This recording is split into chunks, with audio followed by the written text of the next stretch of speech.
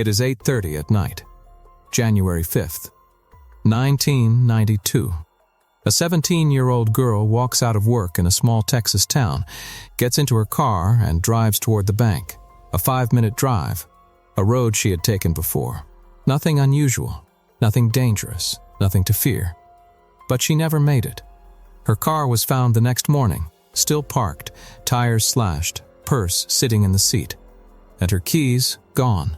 She was gone. And in 33 years, not one person has ever been charged. Tonight we ask why. Gilmer, Texas is the kind of town where nothing bad is supposed to happen. Where neighbors know your name, your car, and your routine. Where a Sunday night errand feels completely safe. But on January 5th, 1992, a 17-year-old girl named Dae Wilson left work to deposit her paycheck and never came home. The next morning, her car was found exactly where she had started. Tires slashed. Purse left behind. Keys missing. Not an accident. Not a coincidence. Someone had been there. Someone had made sure she could not leave. In the years that followed, suspects were named and never charged. Indictments were issued and dismissed. And one by one, every lead went cold. 33 years later, no one has ever been held accountable. Tonight on Hidden Truth, we walk through every hour of that final night, every name that surfaced, and every question that still has no answer. Because Dae Wilson deserved better, and her story deserves to be told. In the disappearance of Dae Wilson. Dae Wilson vanished. The disappearance of Dae Wilson. Dae Wilson, a then 17-year-old Gilmer High School student, left her job with her manager, Joe Henry. It was a case full of shocking turns, one which put the city of Gilmer under the national spotlight. Who knows what happened? She simply vanished into the night. Her stepfather found her car and called the police the next morning. Investigators discovered one of her tires had been intentionally slashed. For more than 33 years, police, family, and friends have searched for answers. The next morning, her car still found sitting outside of her job. One of the tires had been slashed.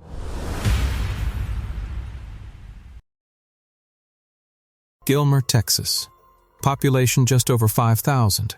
A town built on quiet mornings, Sunday church bells, and the kind of trust that comes from knowing your neighbors by first name.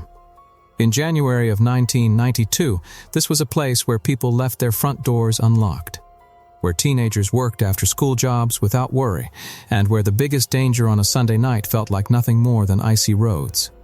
This was the world Dae Wilson lived in. And on the surface, January 5th was just another day inside it. Kelly was 17 years old, born on May 18, 1974. She was a student at Gilmer High School and a part-time employee at Northeast Texas Video on Buffalo Street, a small video rental store sitting right on the town square. People who knew her described her as responsible, reliable, and mature beyond her years. She was the kind of teenager who earned her own money, took pride in doing things right, and never gave anyone a reason to worry. That Sunday evening, she closed up the store at around 8:30 at night, exactly as she had done before. Nothing felt different. Nothing felt wrong. Her plan for the rest of the night was straightforward. She was going to drive to the nearby bank, make the night deposit from the store's earnings, and go home. A 5-minute drive. A routine she had completed without incident. So, why, on this particular night, did everything stop? That question would define the next 3 decades. According to the National Center for Missing and Exploited Children, Kelly was last seen wearing a purple rugby shirt with red, gold, and white insignia, stonewashed cut-off blue jeans, brown loafers, and several gold rings she wore regularly. These details, so specific, so personal, would soon become the only physical proof that she had ever stood in that parking lot at all. Her stepfather found her car the following morning, still sitting in the video store lot. The tires had been slashed completely flat. Her purse was untouched inside the vehicle. But her keys, the one thing that would have allowed her to drive away, were gone. Think about what that means for a moment. Her purse was there. Her belongings were there. But her keys were not.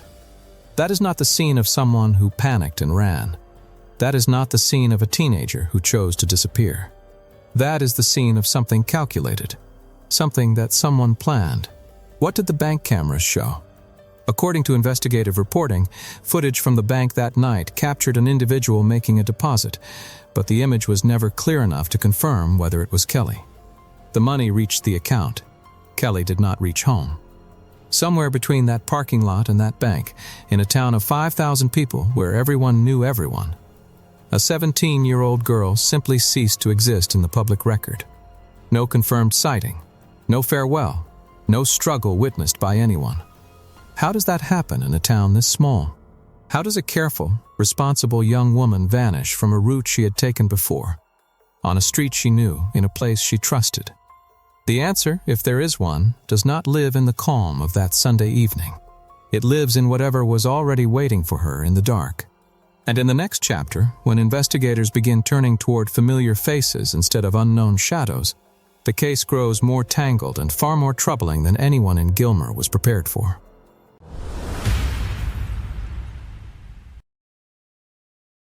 The morning after Kelly vanished, Gilmer woke up the same way it always did. Coffee brewing, engines starting, the same familiar rhythm of a small town moving through its routine. But inside one household, the silence was unbearable. Kelly had not come home.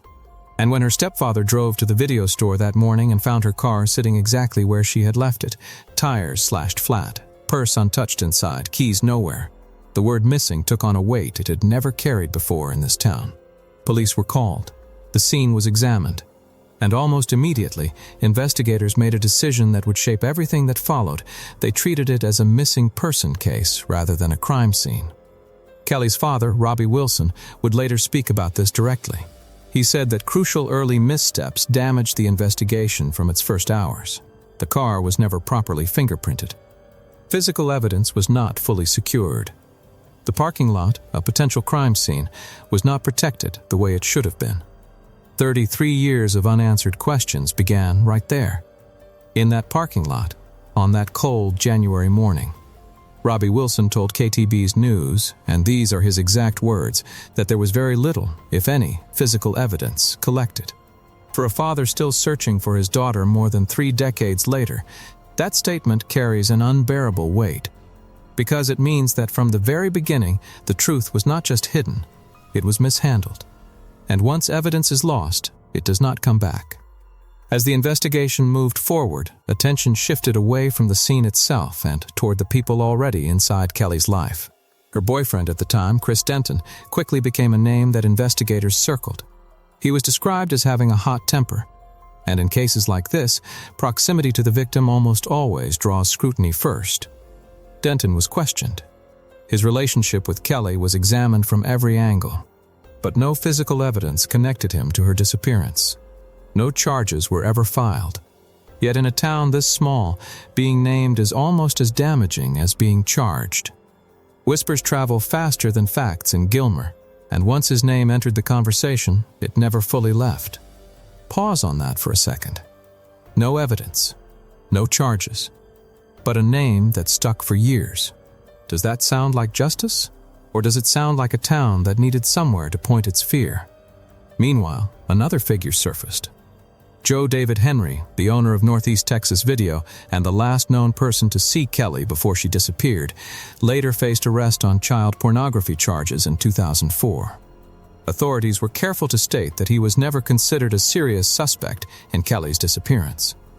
But the fact that the last person to see her alive was later convicted of crimes involving the exploitation of young people added a layer of unease that the official record never fully addressed. And then came the detail that nobody saw coming.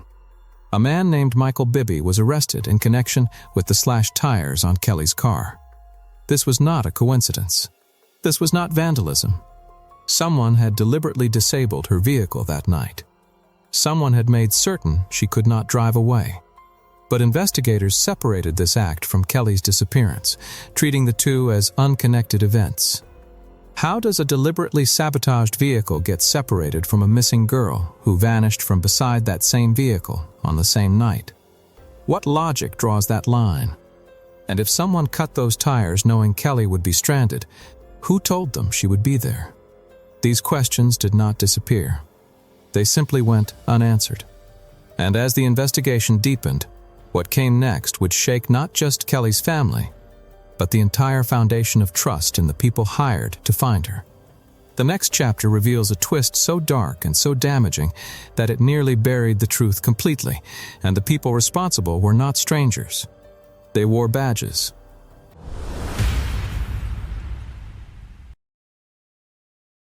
By 1994, 2 years had passed since Kelly Dae Wilson vanished. 2 years of her father waking up without answers. 2 years of her mother carrying a grief that had no burial, no ceremony, no closure, because there was no body, no confession, no truth. The town had moved forward the way towns do, quietly absorbing the absence until it became part of the background. But underneath that surface, the investigation was not moving forward at all. It was about to detonate. In 1994, a woman in neighboring Harrison County came forward with a story. She claimed to have information about what happened to Kelly. According to her account, Kelly had been abducted, tortured, and murdered as part of a satanic cult ritual. The claim was specific. The claim was graphic. And law enforcement, under enormous pressure to produce answers after 2 years of silence, took it seriously enough to act. What followed was one of the most damaging episodes in the history of this case. A grand jury was convened. 8 people were indicted. Among them was Gilmer Police Sergeant James York Brown, the very man who had been leading the investigation into Kelly's disappearance since the beginning. The lead investigator himself was now a suspect. The person who had been closest to the evidence, closest to the leads, closest to every decision made in those 2 critical years, was now sitting on the other side of the accusation. Gilmer did not just lose faith in the investigation that day. It lost faith in the entire structure that the investigation was built on. According to the Charlie Project, one of the most respected missing persons documentation resources in the United States, the satanic cult at the center of these accusations was found to be completely non-existent. A fantasy, built not on evidence, but on the claims of a single witness and the desperation of an investigation that had run out of legitimate leads. The indictments collapsed. The charges were dismissed. Every person accused in connection with the satanic narrative was eventually cleared of any involvement in Kelly's disappearance. But here's what the dismissal could not undo. The damage was already done. Evidence had been chased in the wrong direction for months. Resources had been poured into a narrative that was never real. And the people whose job it was to protect the integrity of this investigation had instead shattered it. How does an investigation survive that? How does a family rebuild trust in a system that spent 2 years hunting a satanic cult that never existed, while the real truth about their daughter remained untouched? The answer is, it does not fully survive. And for Kelly's family, it never fully recovered. There was one detail buried inside this disaster that deserved far more attention than it received. Several of the individuals initially accused through the satanic panic narrative were later convicted. Not for anything connected to Kelly, but for the sexual abuse of their own children. These were real crimes, real victims. And the investigators who had been so focused on chasing a manufactured cult had been circling people who were genuinely capable of harm, just not in the direction they were looking. That realization sits like a stone at the bottom of this case. The truth was never as far away as it seemed. It was just pointed the wrong way. By the time the dust settled, Sergeant James Brown and the others had been cleared of all charges related to Kelly Wilson. But cleared is not the same as trusted. And trusted is not the same as effective. The investigation that resumed after the collapse of the satanic panic was a hollowed-out version of what it should have been.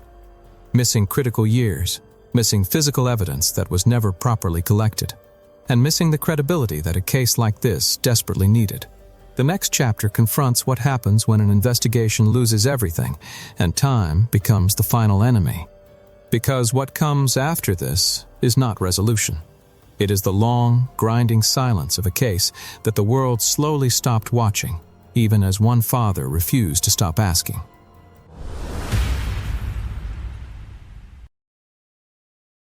There is a particular kind of grief that does not announce itself loudly. It does not crash through the door. It settles in slowly, the way cold air fills a room when a window is left open, until one day you realize you have been living inside it for years without noticing. That is the grief that took hold in Gilmer, Texas, as the 1990s wore on and Kelly Dae Wilson's name moved further from the front page and deeper into the quiet space where unsolved things are kept. The investigation continued, technically. The case remained open, officially. But open and active are two entirely different things, and the people closest to Kelly understood that difference better than anyone. Years passed. Leads that had once felt promising dissolved into dead ends. The witnesses who remembered details from that January night grew older, moved away, or stopped talking altogether. And the physical evidence that might have anchored the truth, never properly collected from the beginning, did not exist in any form that could move the case forward. For Robbie Wilson, Kelly's father, not a single day passed without her absence sitting at the center of it. He said it himself. There is not a day that goes by that he does not think about Kelly. That is not a statement from a man who has accepted the unknown. That is a man still standing in a parking lot in January 1992, looking at a car with slashed tires, waiting for an answer that never came. According to New News, Kelly Wilson's disappearance remains one of East Texas's most haunting cold cases. A distinction that carries both the weight of public memory and the failure of official resolution. 33 years after she vanished, her case is still listed as active with the Gilmer Police Department. Still open, still unanswered. And for a family that has spent 3 decades living inside that silence, the word active offers very little warmth. Then came 2004. 12 years after Kelly disappeared, Chris Denton, her boyfriend at the time of her vanishing, the man who had carried the label of prime suspect for over a decade without ever being charged, died of cancer. In the final weeks of his life, rumors began circulating that he had made a deathbed confession, that he had finally said something, that the truth was about to surface after all these years. The rumors were false. Denton maintained his innocence until his last breath. And with his death, one of the most examined names in this entire case was gone permanently, taking with it any possibility of confrontation, clarification, or closure. What does it mean when the person you suspected for 12 years dies without answers? Does the suspicion die with him? Or does the absence of confession become its own kind of verdict? Also in 2004, Joe David Henry, the owner of Northeast Texas Video and the last confirmed person to see Kelly alive, was arrested on child pornography charges.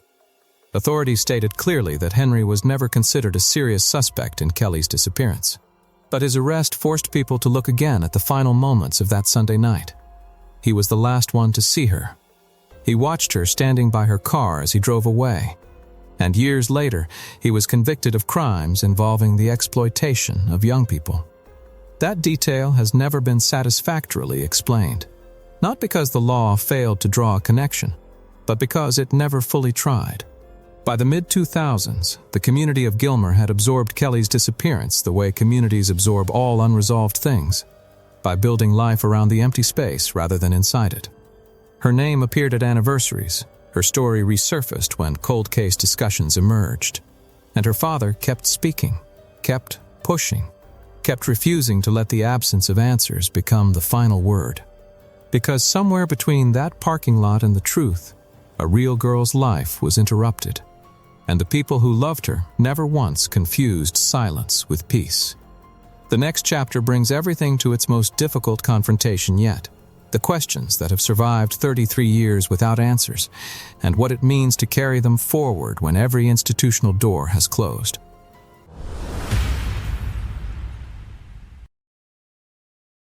Some cases go cold because the truth disappears. Others go cold because the people responsible for finding it stopped looking. And then there are cases like Kelly Dae Wilson's, where the truth may still exist somewhere, locked inside a memory or a conscience or a detail that nobody has connected yet, and the only thing standing between that truth and the surface is whether anyone still cares enough to demand it. 33 years have passed since that January night in Gilmer. 33 winters.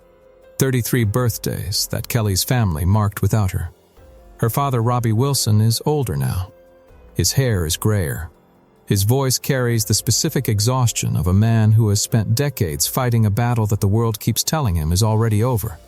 But he has never stopped. Not once. Because for Robbie Wilson, stopping would mean accepting that his daughter's life ended in a parking lot without anyone ever being held responsible. And that is not something a father accepts. In February of 2017, the National Center for Missing and Exploited Children released a new age progression image of Kelly. The photograph showed what investigators believed she might look like at 42 years old.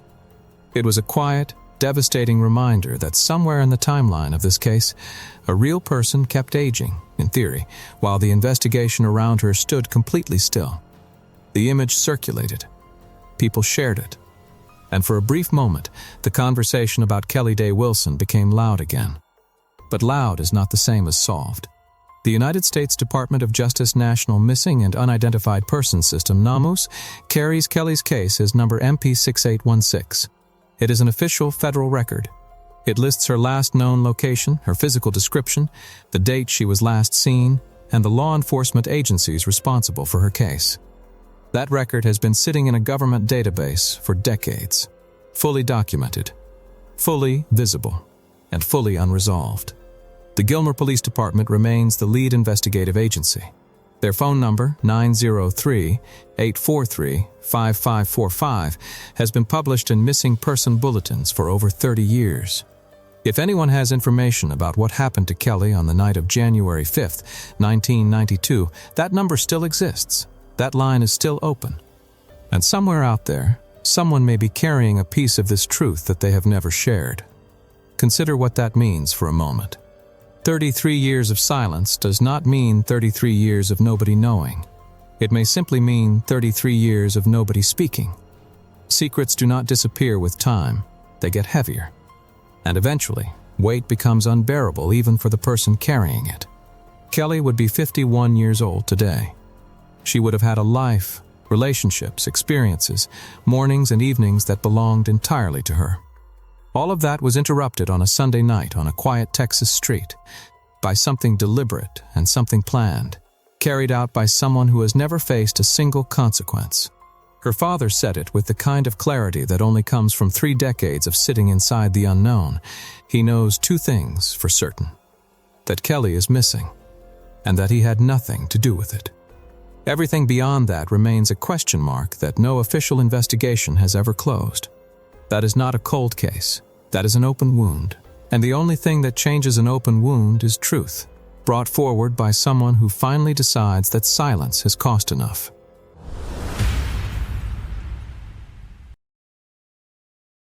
Kelly Dae Wilson left work on a January night with her whole life still ahead of her. She was 17. She had plans for that evening, and plans beyond it, the kind of quiet, ordinary plans that young people make without thinking twice. None of those plans survived the night of January 5th, 1992. What survived was a question. One question that has refused to die across 33 years, through failed investigations, dismissed indictments, and the deaths of the people who once carried suspicion without consequence. That question is simply this: what happened to her? And who made certain that nobody would ever find out? Her father is still asking. Her case is still open. And somewhere out there, the answer still exists. Inside a memory, a conscience, or a detail that has never been spoken aloud. Kelly was not a headline. She was a daughter, a student, a young woman who trusted that the road home was safe. She deserved the truth. She still does. This case required extensive research and took considerable time to cover every angle with accuracy. If you want to read the complete investigation in depth, all resource links are available in the description. You can go through them there. If stories like Kelly's matter to you, if you believe that silence should never be the final answer, then subscribe to Hidden Truth and press the bell icon right now. Every case we cover is a real person who deserves to be remembered. Share this video, drop your thoughts in the comments, and make sure you never miss a story that the world forgot to finish.